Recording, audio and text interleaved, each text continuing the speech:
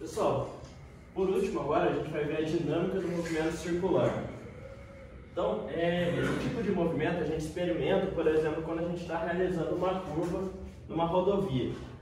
O carro, dependendo da velocidade que a gente está realizando a curva, ele pode derrapar. Por que isso acontece? Porque tem uma força que puxa o carro em direção ao centro da curva, que é chamada de resultante centrípeto. Se por acaso a velocidade do carro for muito grande, ele consegue ter uma força para fora maior do que a força com que o carro é puxado para o centro da circunferência. Então ele acaba derrapando para fora. Como a gente viu, a aceleração centrípeta ela é velocidade ao quadrado dividido pelo raio da circunferência. Então, como na segunda lei de Newton a força resultante é massa vezes a aceleração, então a gente pode falar que a resultante centrípeta é o quê? A massa vezes a aceleração centrípeta. Então é a massa vezes a velocidade ao quadrado dividido pelo raio.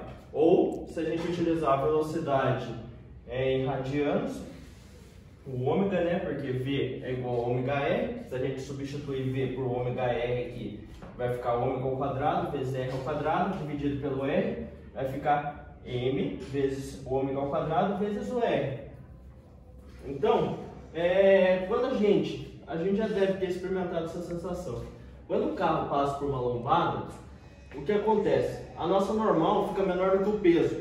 E quando a gente estudou elevadores, a gente viu que quando isso acontece, a gente sente uma falta de peso, ou seja, a gente sente uma leveza no corpo.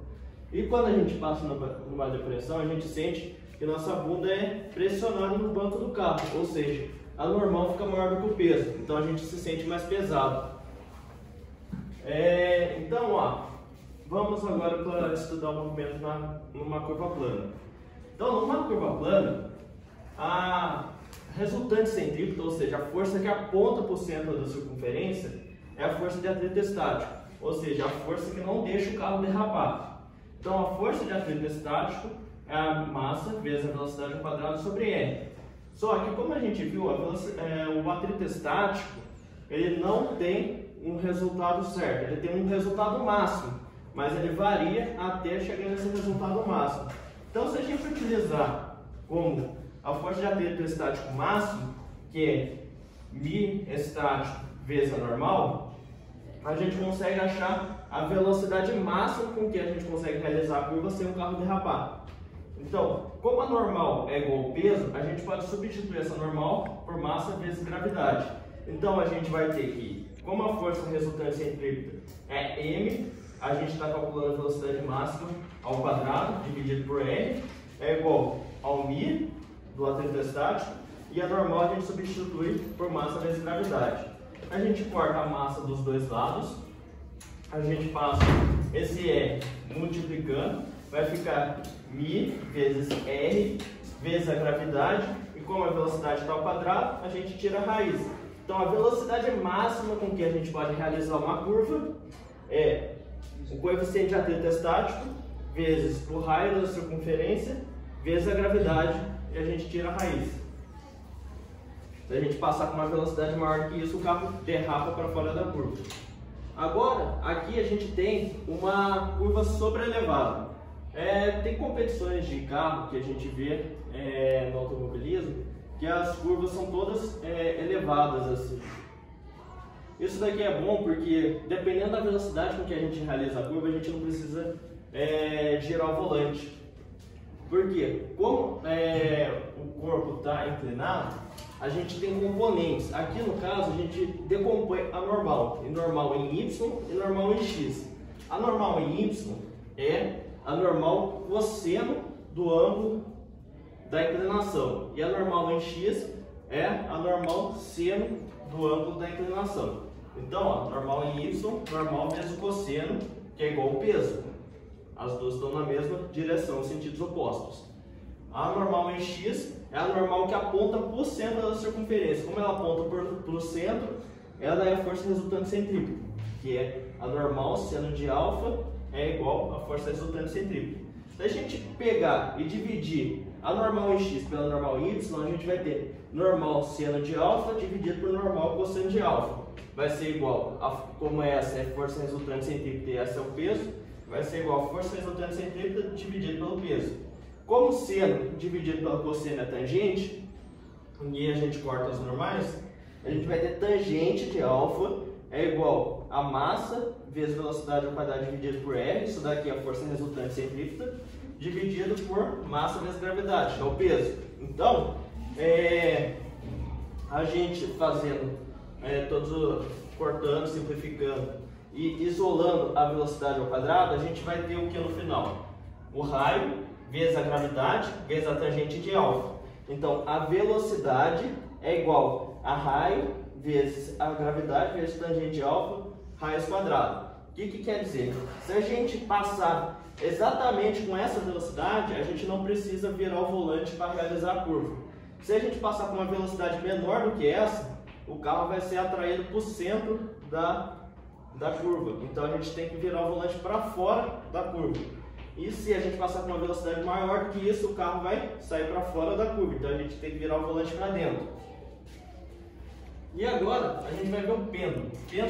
Quando o pêndulo ele é o que? Ele é um fio e uma bolinha pendurada. Se ele estiver em repouso, a gente vai ter uma tração do cabo, e o peso, que é o peso do corpo que está na ponta do cabo.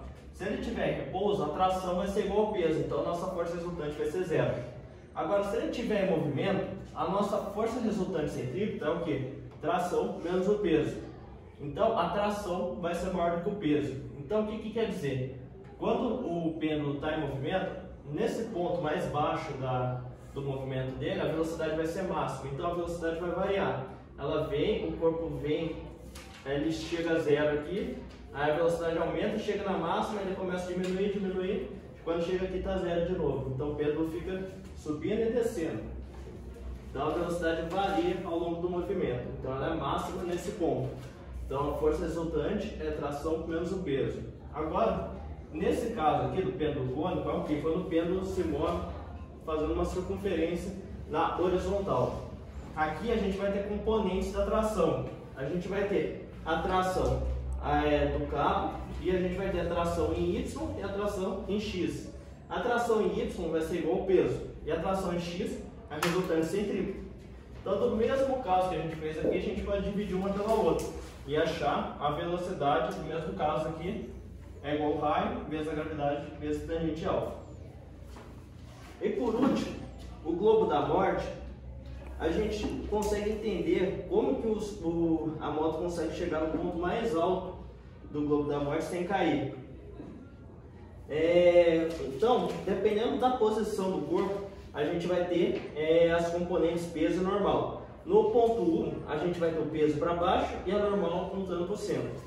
No 2, a gente vai ter o peso para baixo e a normal também apontando para o centro. Agora no 3, a gente tem a normal e o peso apontando para o centro. Então a normal e o peso é a força resultante centrípeta. Então a partir disso, a gente consegue calcular a velocidade mínima com que a gente consegue passar nesse ponto mais alto sem o corpo cair. Como que a gente faz isso? A gente zera a normal, ou seja, na iminência do corpo cair, quando a normal é zero, o corpo está na iminência de cair. Então, a força resultante centrípeta, como ela é normal mais peso, a gente zera a normal, então a força resultante centrípeta vai ser igual ao peso. Então, a massa vezes a velocidade ao quadrado sobre R, que é a força resultante centrípeta, vai ser igual a massa vezes a gravidade, que é o peso. Então, a velocidade mínima com que a gente consegue passar nesse ponto sem cair é a raiz quadrada de raio vezes gravidade. Isso é o que mantém o corpo passando sem cair nesse ponto, é a própria inércia do corpo.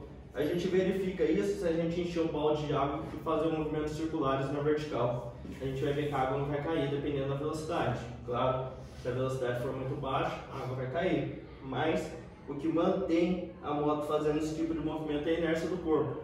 E a velocidade mínima que ela tem que passar aqui é quando a gente zera a normal. Tudo bem? Sim.